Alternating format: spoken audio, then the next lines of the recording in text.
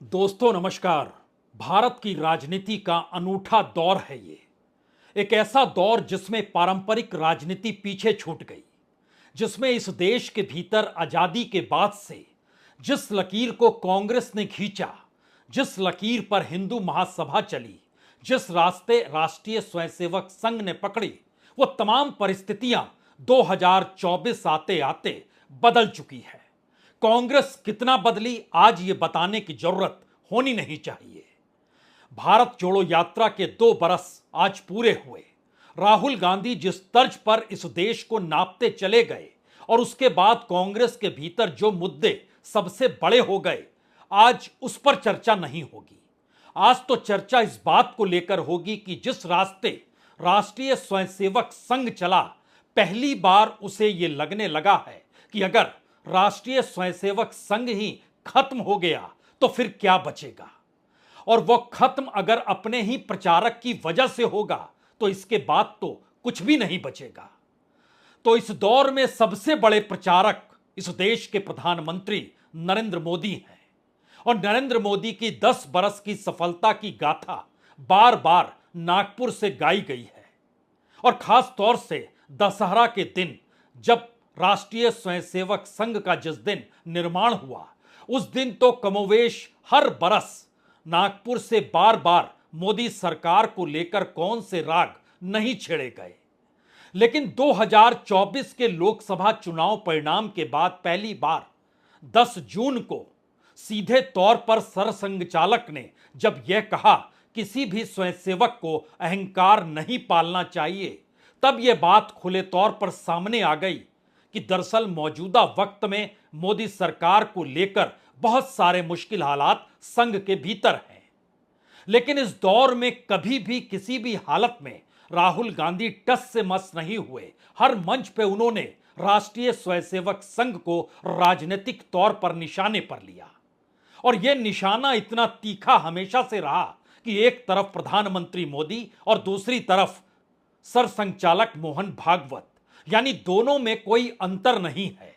राजनीतिक तौर पर, सामाजिक और सांस्कृतिक मूल्यों को लेकर, इस देश में राष्ट्रवाद को लेकर, इस देश के भीतर सभी लोगों को एक साथ लेकर चलने की स्थिति में भी दोनों नेता नहीं, एक तो प्रधानमंत्री हैं और दूसरे सरसंघचालक हैं।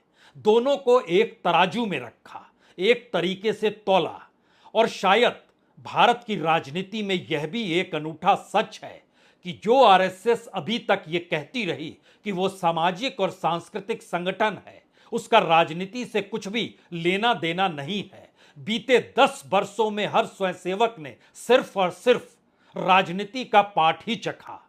बीजेपी की सत्ता का मतलब बीजेपी की सत्ता को बरकरार रखते हुए स्वयंसेवक का कार्य होगा। लेकिन यह परिस्थिति धीरे धीरे उस मुहाने पर आकर खड़ी हो गई जहां पर आरएसएस को अब यह लगने लगा कि अगर उसने खुद को इस देश के प्रधानमंत्री के साथ खड़ा भी किया तो फिर आने वाले वक्त में आरएसएस बचेगी नहीं, क्योंकि बीजेपी तो यूं भी लुप्त होने लगी है, क्योंकि बीजेपी का पूरा तौर तरीका इस दौर में बदल दिया गया है। बीजेपी के भीतर कौन से लोग चुनाव लड़ते हैं, बीजेपी की सरकारों में कौन लोग मंत्री बनते हैं, अगर उसका कच्चा चिट्ठा भी उठा लीजिएगा तो हो सकता है आपके सामने एक बड़ा सवाल निकलकर आ जाए कि क्या वाकई टिकटों को देना, मंत्रियों को बनाना, महत्वपूर्ण पदों पर जिन्हें सौंपा जाता है वो सभी आरएसएस से जुड़े हुए नहीं हैं, उन सभी का बीजेपी के साथ कोई जुड़ाव नहीं रहा है, बिल्कुल नहीं। तो आरएसएस खत्म तो फिर बीजेपी का मतलब उन तमाम राजनीतिक दलों के समानांतर एक और राजनीतिक दल का होना होगा, जिसमें किसी भी राजनीतिक दल का कोई भी व्यक्ति चला जाए निकल जाए, कोई मायने नहीं रखता है। तो संघ को अब यह तय करना था और करने की दिशा में उसने कदम बढ़ा दिया है। खुद को स्वयंसेवक भगवान ना समझे। कल पुणे की एक सभा में जब सरसंघचालक ने इस बात का जिक्र किया कि स्वयंसेवक खुद को भगवान नहीं समझे, बल्कि जनता उन्हें क्या समझती है ये देखें और समझें, और इसके बाद एक एक करके जिन परतों को खुद उन्होंने हटाना शुरू किया, वह सीधा मैसेज इस देश के प्रधानमंत्री के लिए था। क्योंकि महज 100 घंटे पहले, या कहें 3 दिन भी पूरे हुए नहीं थे, उस दौर में सरसंघचालक ने जो पाठ बीजेपी के अध्यक्ष जेपी नड्डा को यह कहकर पढ़ाया कि जाइए दिल्ली में यह संदेश दे दीजिए कि आरएसएस उस रास्ते चलने को बिल्कुल तैयार नहीं है जिस रास्ते मौजूदा सरकार जा रही है, और मौजूदा सरकार जिन मुद्दों को छूने से बचती है अब उन मुद्दों को आरएसएस उठाएगा।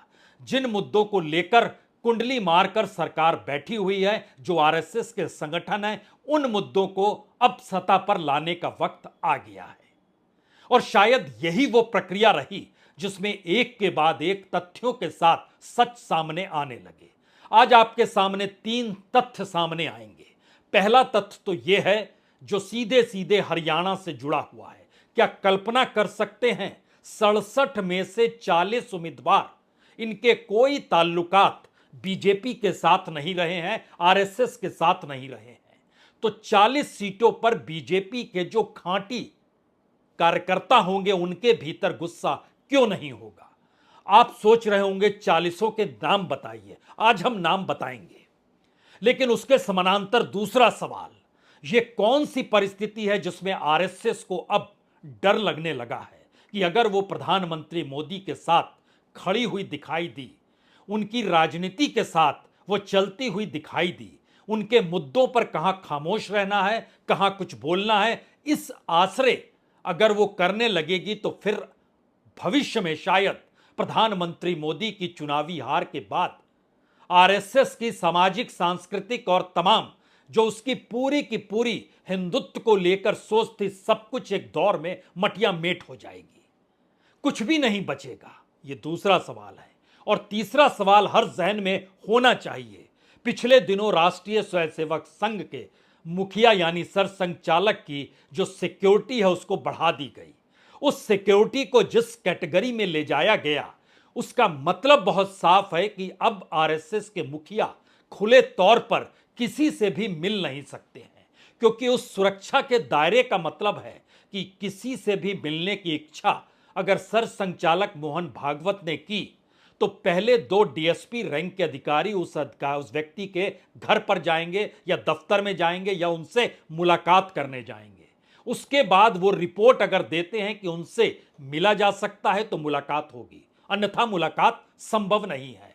यानी देश के सबसे बड़े परिवार कहे जाने वाले राष्ट्रीय स्वयंसेवक संघ, उसके ही मुखिया की पहल पर निगरानी रखते रखते अब उनकी पहल में मुलाकातों के सिलसिले को भी अपने हाथ में थामने की कोशिश दिल्ली कर रहा है।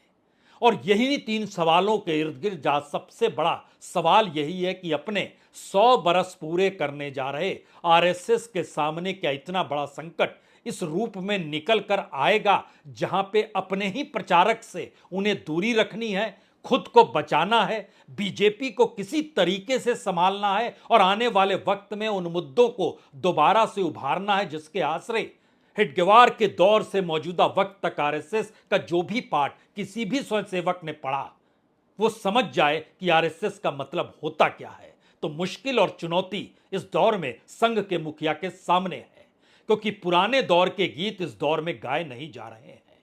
क्या कहा, किस रूप में कहा, आइए इससे शुरुआत करते हैं। लेकिन एक तस्वीर देख लीजिए, कल जब पुणे में सरसंघचालक मोहन भागवत कह रहे थे, मिल रहे थे, बोल रहे थे, मंच पर बैठे हुए थे।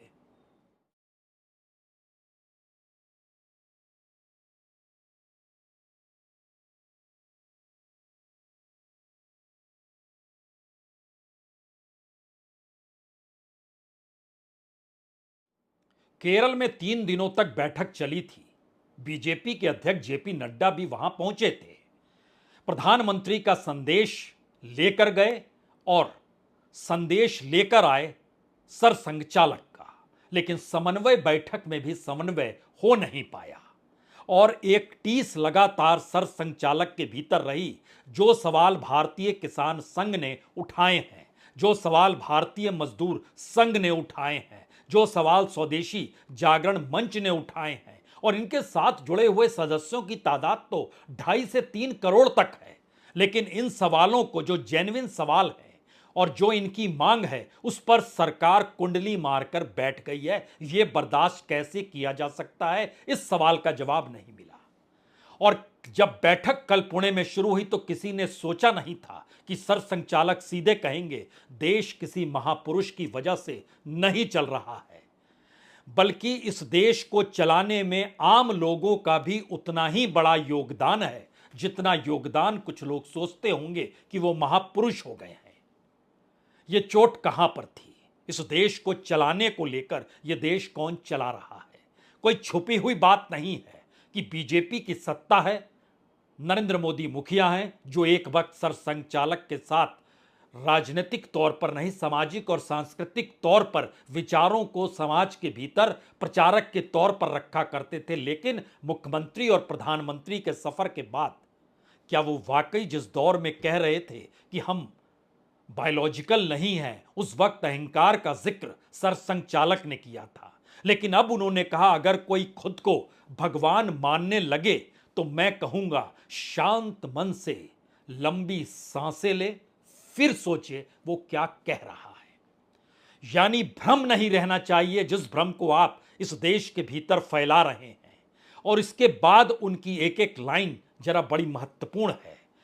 जो लोग सफल होते हैं वह कभी कभी बिजली की तरह चमकने की इच्छा रखते हैं, लेकिन बिजली गिरने के बाद यह पहले से भी अधिक अंधेरा हो जाता है। इसीलिए कार्यकर्ताओं को दिए की तरह जलना चाहिए और जब आवश्यक हो तभी चमकना चाहिए। यह संदेश किसके लिए है? यह संदेश मौजूदा वक्त में बीजेपी की उस सत्ता के लिए है जिसमें ना तो आरएसएस की जगह है ना उस बीजेपी की जगह है जो कि आरएसएस ने सोच समझकर जनसंघ और जनता पार्टी के बाद क्रिएट किया था। उस दौर में याद कीजिएगा तो अटल बिहारी वाजपेयी भी जिक्र समाजवाद और गांधीवाद का कर रहे थे, लेकिन राजनीतिक सफलता नहीं मिली तो इस देश के सामने अयोध्या आंदोलन शुरू हो गया। लेकिन अयोध्या आंदोलन में सभी की भागीदारी थी, लेकिन जब अयोध्या में स्थापिता हो रही थी उस दौर में किसी की संभावना नहीं थी कि उसकी भागीदारी हो। चंद लोगों की भागीदारी थी, ये एक अलग मसला है। खुद उसमें सरसंघचालक पहुंचे थे।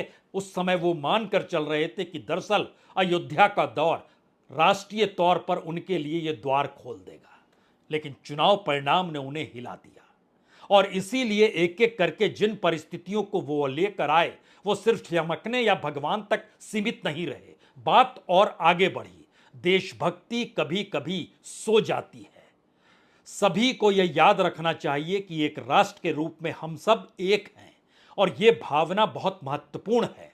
ऐसे में कार्यकर्ताओं की जरूरत है जो राष्ट्रीय प्रतीकों के जीवन से प्रेरणा लें और अपना महत्वपूर्ण योगदान दें। राष्ट्रीय प्रतीकों से प्रेरणा लें, खुद को राष्ट्रीय प्रतीक नहीं मान बैठे। और इस दौर में जब मणिपुर की तरफ देखना भी देश के प्रधानमंत्री ने बंद कर दिया है, वहां के हालातों की तरफ देखते ही नहीं है, उस वक्त अब समझ गए जिस पाठ का जिक्र केरल की समन्वय बैठक में हो रहा था कि हम उन मुद्दों पर कहेंगे जिस पे प्रधानमंत्री खामोश रहते हैं, तो उन्होंने खुले तौर पर मणिपुर का जिक्र शुरू कर दिया और यह कहकर किया कि मणिपुर मौजूदा संघर्ष में मणिपुर बुरी तरह प्रभावित है। कई लोगों की जानें जा चुकी हैं, शांति भंग हुई है। स्थानीय लोग यहां तक कि वहां जो बाहर से काम करने वाले लोग हैं उनके सामने भी चुनौतीपूर्ण स्थिति है। और फिर उन्होंने कहा कि दरअसल आरएसएस के स्वयंसेवकों की वहां मौजूदगी हो चली है, क्योंकि आरएसएस युद्धरत समूहों के बीच काम कर रहा है। वो चाहता है चीजें सुनिश्चित की जाए, शांति स्थापना हो, और इसी को लेकर वो काम कर रहा है। यानी इस दौर में सरकार कहां पर है? ये वही जगह है नॉर्थ ईस्ट की जहां पर एक वक्त लाल कृष्ण आडवाणी इस देश के गृह मंत्री थे, अटल बिहारी वाजपेयी प्रधानमंत्री थे, 4 स्वयंसेवक मारे गए थे और उसके बाद संघ का गुस्सा 7वें आसमान पर था। लेकिन आज की तारीख में अब संघ बिल्कुल नहीं चाहता है कि सत्ता के साथ या मौजूदा प्रधानमंत्री के साथ किसी भी हालत में वह खड़े हुए समाज के भीतर दिखाई भी दे। यह परिस्थिति इससे पहले कभी नहीं थी, क्योंकि अपने ही घर से निकला हुआ कोई व्यक्ति राजनीतिक सफलता पाता चला जाए और उसके बाद उसके चमकने, उसके बोलने और उसके अपने चाल ढाल रंग रूप को लेकर सवाल सीधे तौर पर खड़ा करने खुद को भगवान मत मानो, अहंकार में मत डूबो, राष्ट्रीयता का मतलब समझो, लोगों के साथ मिलकर काम करो, जलना है तो दिए की तरह जलो। ये मैसेज किस रूप में है और क्यों है? ये सवाल सबसे बड़ा है कि ये मैसेज क्यों है? क्योंकि इस दौर में बीजेपी गायब हो गई है। बीजेपी की विचारधारा ही गायब कर दी प्रधानमंत्री मोदी ने सत्ता में रहने के लिए। इसका सबसे बेहतरीन उदाहरण जो है वो आपको मिलेगा हरियाणा के भीतर। और ऐसा नहीं है कि हरियाणा में आरएसएस अब समझाने किसी को आएगी। हरियाणा के लोग जो आरएसएस से जुड़े हुए हैं वही चले गए हैं अब सरसंघचालक के पास बताने के लिए कि स्थिति कितनी नाजुक है। क्या यह संभव है?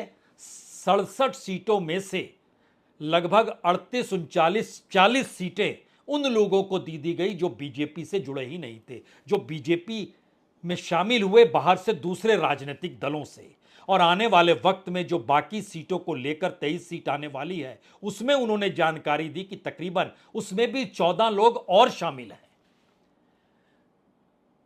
यानी एक ऐसी परिस्थिति इस दौर में सामने आकर खड़ी है और ये लोग इंतजार कर रहे हैं कि कांग्रेस और सीटों का ऐलान करे तो वहां से जो टूट कर आएंगे उनको भी दे देंगे। यानी बीजेपी 10 बरस की राजनीतिक सत्ता के दौर में 90 उम्मीदवारों को कॉन्स्टिट्यूंसी वाइज खड़ा नहीं कर पाई जिनके आसरे वो चुनाव लड़ पाए, तो फिर कौन सी यात्रा इस दौर में बीजेपी राजनीतिक तौर पर कर रही है? हमें लगता है उन नामों को आपको जानना चाहिए जो छोड़कर कैसे आए। बीजेपी ने हालांकि कहा 9-10 लोगों को, बाहरी लोगों को टिकट दिया गया। हम आपको बताते हैं। 1 सितंबर को जेजेपी के एमएलए नरनौत से जो लड़ रहे थे राम कुमार गौतम, वो आए, उनको सफीदों से टिकट दे दिया गया। 1 सितंबर को ही जेजेपी के लीडर अनूप धानक आए, उनको उकलाना से टिकट दे दिया गया। 1 सितंबर को ही जन चेतना पार्टी के प्रमुख विनोद शर्मा, उनकी पत्नी जो अंबाला की मेयर हैं शक्ति रानी शर्मा, उनको कालका से टिकट दे दिया गया। 2 सितंबर को जेजेपी के लीडर देवेंद्र बबली आए, उनको टोहाना से टिकट दे दिया गया। 2 ही सितंबर को जेजेपी के लीडर संजय कबलाना आए, उनको बेरी से टिकट दे दिया गया। 22 अगस्त को जेजेपी लीडर कपूर वाल्मीकि आए, उनको बवानी खेड़ा से टिकट दे दिया गया। 26 जुलाई को इनेलो की जो नेता हैं सरदार कमलजीत सिंह, उनको पिहोवा से टिकट दे दिया गया। इसी दौर में 11 जुलाई से कांग्रेस की मेयर कविता जैन का टिकट काटकर उनको टिकट दे दिया गया, जो बाहर से कांग्रेस की नेता आई। 5 जुलाई को इनेलो के श्याम सिंह राणा आए, उनको रादौर से टिकट दिया गया। यहीं से जो कर्णदेव कंबोज हैं वो चाहते थे और उन्होंने पार्टी छोड़ दी, तो सीएम उनको मनाने गए, वो नहीं माने, हाथ तक नहीं मिलाया, क्योंकि इनोले से आए हुए 5 जुलाई के व्यक्ति को टिकट दे दिया गया। 3 जुलाई को अकाली और आम आदमी पार्टी में रहे राजिंदर देसूजोधा को काला अम्बी से टिकट दे दिया गया, काला अम्बली से टिकट दे दिया गया। 24 जून को कांग्रेस से आई श्रुति चौधरी को टिकट दे दिया गया। 11 जून को जजपा से पावन खरखौंदा आए, उनको टिकट दे दिया गया। उससे ठीक पहले जेजेपी के उमेद पतुवास आए, उनको बाढ़वा से टिकट दे दिया गया। उसके बाद ध्यान दीजिए जो लोग आए हैं, कांग्रेस के भव्य बिश्नोई नलवा से टिकट दे दिया गया, कांग्रेस के टूडाराम बिश्नोई फतेहाबाद से टिकट दे दिया गया, इनोलो के एमएलए रहे रणवीर भंगवा बरवाला से टिकट दे दिया गया। बीएसपी से भी टेकचंद शर्मा आए थे, उनको भी टिकट दे दिया। इनोलो से राम कुमार कश्यप आए, इंद्री से टिकट दे दिया गया। कांग्रेस रोहतक के मेयर रेणु डवाला थी, उनको कालानौर से टिकट दे दिया गया। कांग्रेस के विनोद भयाना, उनको टिकट दे दिया गया। इनोला के कृष्ण मिड्डा, उनको टिकट दे दिया गया। देवेंद्र चतुर्भुज अत्री जो कि इनोलो और जजपा दोनों में रहे, उनको उचाना से टिकट दे दिया गया। इनोलो के कप्तान विरधाना झज्जर से टिकट दे दिया गया। इनोला के लीलाराम गुज्जर केवल से टिकट दे दिया गया। इनोलो के कृष्णलाल पवार इस राना से टिकट दे दिया गया। कांग्रेस के संतोष साखन बुलाना से टिकट दे दिया गया। कांग्रेस के अरविंद शर्मा गोहाना से टिकट दे दिया गया। लोकदल के बलदेव सिंह साठौरा से टिकट दिया गया। बीएसपी के हरविंदर कल्याण घरौंग से टिकट दे दिया गया। इंद्रजीत राव भी पूरे तामझाम के साथ आए थे, इस बार बेटी को टिकट दिया गया और उन्होंने जिसकी भी टिकटें मांगी वो सभी कांग्रेस से आए हैं, सबको टिकट दे दिया गया। बेटी को अटेली से दे दिया गया। अनिल दहीना कांग्रेस के कोसली से टिकट दिया गया। मूलचंद शर्मा लोकदल से एक वक्त आए थे, बल्लभगढ़ से टिकट दिया गया। इस दौर में मंजू हुडा जो 27 सितंबर को शामिल हुई, सांपला से टिकट दे दिया गया। 12 सितंबर इसी बरस महम से टिकट दे दिया गया दीपक हुड्डा को, जो एक वक्त भूपेंद्र सिंह हुड्डा के साथ थे। सुनील सांगवांग दादरी से टिकट दे दिया गया, 2 सितंबर को शामिल पूरी लिस्ट बताती है कि लगभग 37 लोगों के नाम हमने इस दौर में पढ़ डाले आपके सामने, जिनको टिकट दिया गया। इसके अलावे चंद नाम और थे जो 40 तक पहुंच जाते हैं। इस देश के भीतर में सरकार भी जो चल रही है, उस सरकार के भीतर भी अगर झांकिएगा तो ध्यान दीजिए, कर्नाटक में कौन मुख्यमंत्री था? बोमई। कभी भी आरएसएस ने हामी नहीं भरी, लेकिन उस दौर में चमक रहा था सितारा प्रधानमंत्री मोदी का। आरएसएस चुपचाप पीछे खड़ी हो गई। उसके बाद ध्यान दीजिए, अलग अलग राज्यों को परखिए। असम में कौन मुख्यमंत्री है जो कांग्रेस से निकल कर आए? महाराष्ट्र के भीतर कौन मुख्यमंत्री है जो शिवसेना से निकल कर आए और शिवसेना को दो फाड़ में किया गया? इन तमाम परिस्थितियों के भीतर में बिहार में भी आप नीतीश कुमार के साथ जो यू टर्न लेकर आए, उनके पीछे जाकर खड़े हो गए। केंद्र के भीतर अगर घुसिएगा तो विदेश मंत्री ब्यूरोक्रेट हैं। रेलवे और इंफॉर्मेशन ब्रॉडकास्टिंग अश्वनी वैष्णव, ये भी ब्यूरोक्रेट पुराने रहे हैं। ज्योतिरादित्य सिंधिया कांग्रेस से निकल कर आए हैं। राव इंद्रजीत सिंह कांग्रेस से निकल कर आए हैं। हरिंदर सिंह पुरी पेट्रोलियम मंत्री, यह भी ब्यूरोक्रेट है निकल।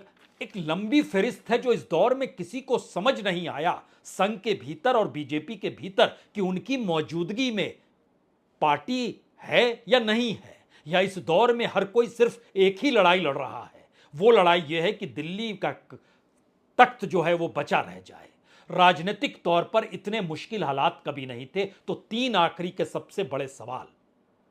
आरएसएस की साख दांव पर है। आरएसएस अब प्रधानमंत्री मोदी को या तो अंतिम चेतावनी दे रहा है, या फिर वह खुद को प्रधानमंत्री मोदी की तमाम गवर्नेंस के तौर तरीके से अलग कर रहा है। इस दौर में स्वयंसेवक इस दौर को बताने भी लगे हैं कि अगर प्रधानमंत्री मोदी इस्तीफा दे देते हैं, हट जाते हैं, तो बीजेपी बची रह जाएगी। यह कोई दूसरा नहीं कह रहा है, स्वयंसेवकों के भीतर तमाम संगठन संभालने वाले वह लोग कह रहे हैं जिन्होंने अपने मांगों को रखा कि सरकार के सामने, जैसे पेंशन का मसला आया, जैसे एविएशन मिनिस्ट्री के भीतर के मसले निकल कर आए, जैसे किसानों से जुड़े हुए मसले निकल कर आए। इन मसलों पर सरकार ने आंखें बंद कर ली और कहा कि राजनीति के अनुकूल ही निर्णय लिए जाएंगे, क्योंकि सत्ता में बने रहेंगे तो ही तो कोई निर्णय लेंगे। अब आरएसएस समझ गई कि दरअसल सत्ता में बने रहने के लिए निर्णय नहीं लिए जाएंगे, और निर्णय नहीं लिए जाएंगे तो आप सत्ता में बने रह जाएंगे, लेकिन इस दौर में बीजेपी और आरएसएस खत्म हो जाएगी। इसीलिए उस मुहाने पर राजनीति आकर खड़ी हो गई।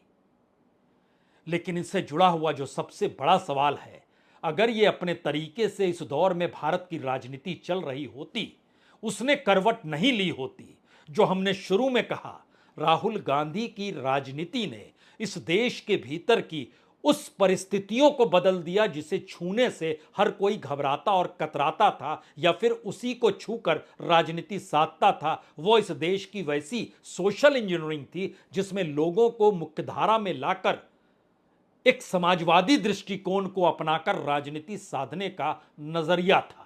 यह नजरिया गायब हो गया एक झटके में। जैसे ही आया, वैसे ही इस देश का कॉरपोरेट और सत्ता का नेक्सस इस देश के सामने आ गया। शेयर बाजार को चलाने वाले या उसकी नियामक संस्था सेबी का चरित्र सामने आ गया।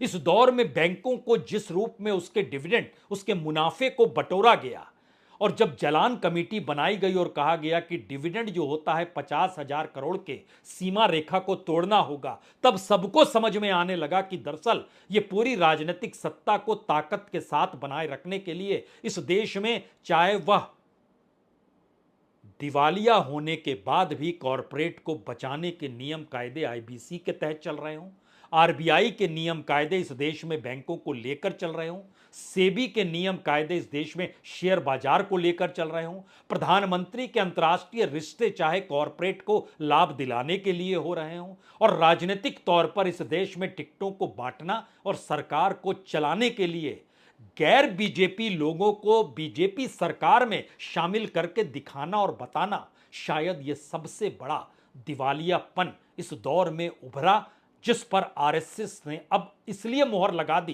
क्योंकि सवाल उसकी अपनी साख का है, अपने अस्तित्व का है। बहुत बहुत शुक्रिया, बहुत बहुत शुक्रिया।